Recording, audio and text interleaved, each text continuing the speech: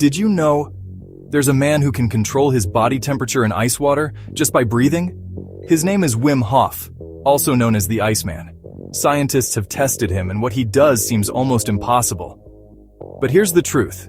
His power comes from one thing we all do, every second: breathing. But not just normal breathing. He practices ancient and scientifically proven breathing techniques. The science of breath shows that you can control your nervous system, boost your immunity, and even reduce pain just by changing how you breathe. Let's break down the 3 real breathing techniques that can change your life. 30 deep breaths in and out. Hold your breath after the last exhale. Feel the tingling. That's your nervous system rebooting.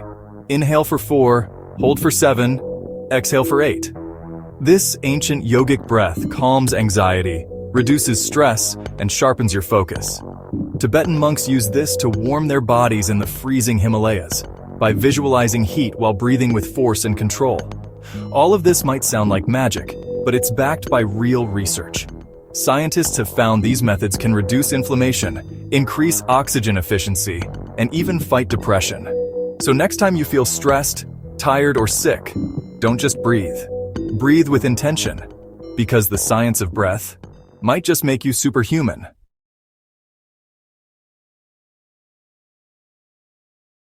Did you know ancient Egypt had over 2,000 gods, and some of them are seriously wild?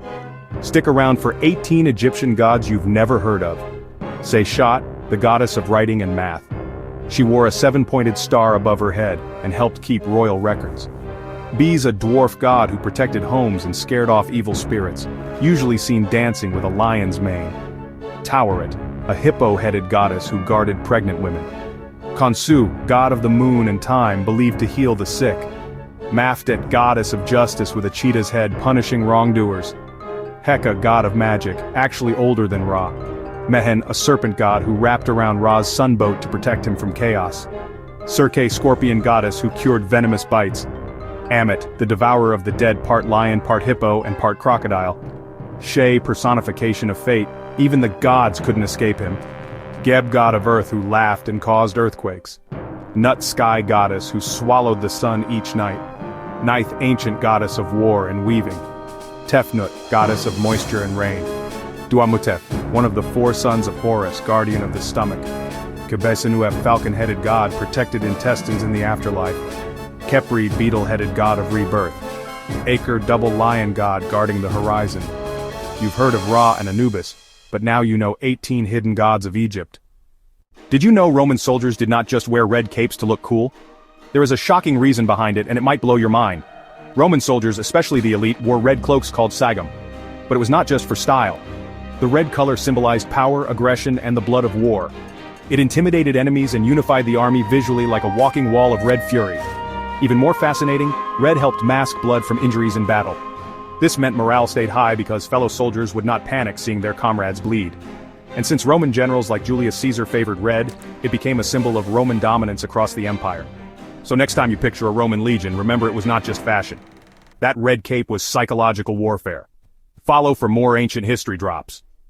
Did you know the Mongols ruled the largest land empire ever, without modern technology? From brutal warriors to clever administrators, their rule wasn't just about conquest. It was about control. Genghis Khan united warring tribes, then spread across Asia and Europe, faster than anyone thought possible. But here's the twist. They did not destroy everything. They connected the world. They built roads, protected trade, and even created passports.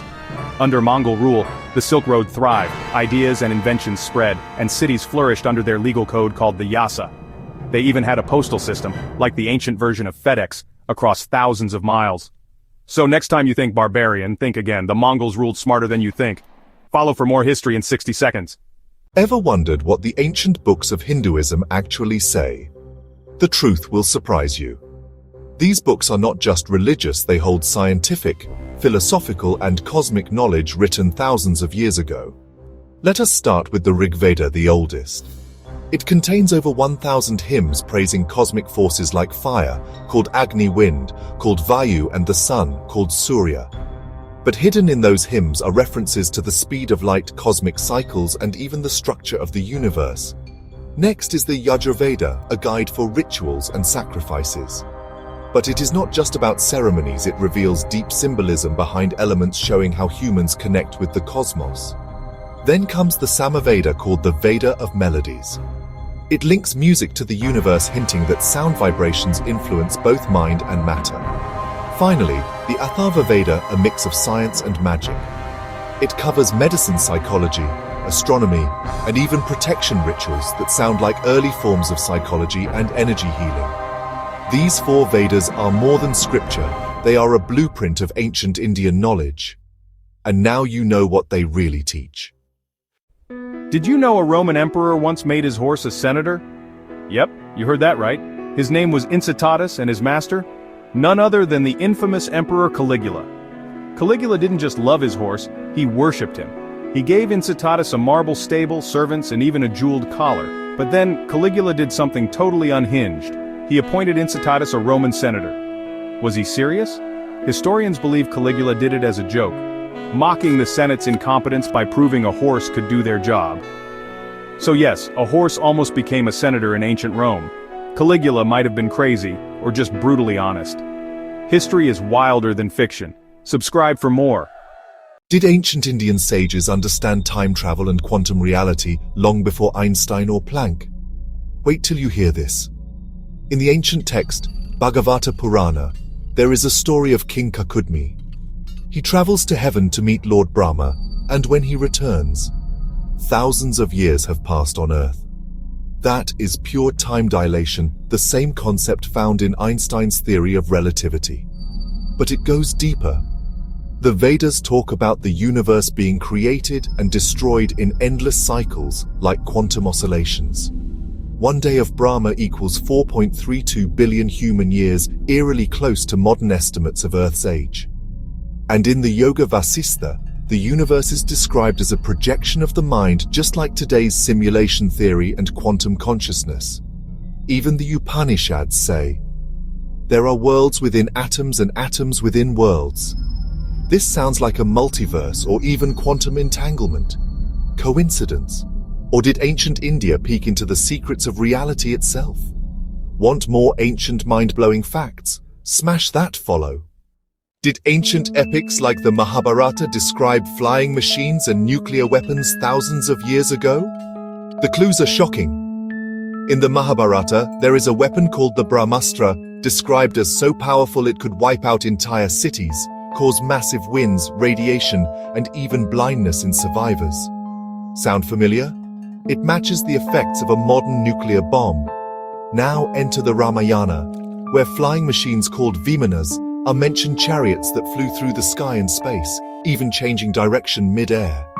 Ravana's Pushpaka Vimana was a fully functional aerial craft, powered by energy, not horses. There are also detailed descriptions of communication crystals, energy beams, and weapons that needed mantras-coded triggers, just like modern security systems. Were these just myths, or ancient knowledge disguised in story form? Many researchers believe the Mahabharata and Ramayana hide advanced tech in plain sight. Myth or memory? You decide. Want to see more decoded facts from Hindu epics? Hit that follow. Did you know the mighty Roman Empire collapsed in just one day? It sounds impossible, but September 4th, 476 AD changed history forever. That's the day the last Western Roman emperor, a teenage boy named Romulus Augustulus, was overthrown. By who? A barbarian general named Odoacer, who marched into Rome and said, "Enough! No more emperors, no more Senate power, no more Roman rule in the West." Odoacer didn't even bother calling himself emperor. He sent the crown to Constantinople. Rome wasn't destroyed in fire and blood that day, but something even bigger happened. The idea of Rome, as a Western empire, died. It took centuries to weaken Rome, but it only took one day to finish it. And that day was September 4th, 476 AD. Did you know ancient Egyptians practiced surgery, and you will get a surprise at the end, over 3,000 years ago? They diagnosed diseases, stitched wounds, and even had medical textbooks. Egyptian doctors wrote detailed treatments in the Ebers Papyrus, one of the oldest medical documents. They treated broken bones, performed dentistry, and used honey as an antiseptic. Some of their remedies were so advanced that modern scientists still study them today. And guess what? They knew the brain controlled the body centuries before others did. Ancient Egypt wasn't just pyramids and pharaohs, it was a world of medical genius. Subscribe for more wild facts from history. Did you know the samurai and Mongolian once clashed, and it did not go how you would expect? The samurai, elite warriors of feudal Japan, trained in swordsmanship, honor, and discipline. The Mongols, masters of horseback warfare, lightning-fast archers who conquered half the known world. In the year 1274 and 1281, the Mongols invaded Japan, but they were not ready for what came next. Fierce samurai resistance and 2 typhoons crushed the Mongol advance. Nature and honor won the war.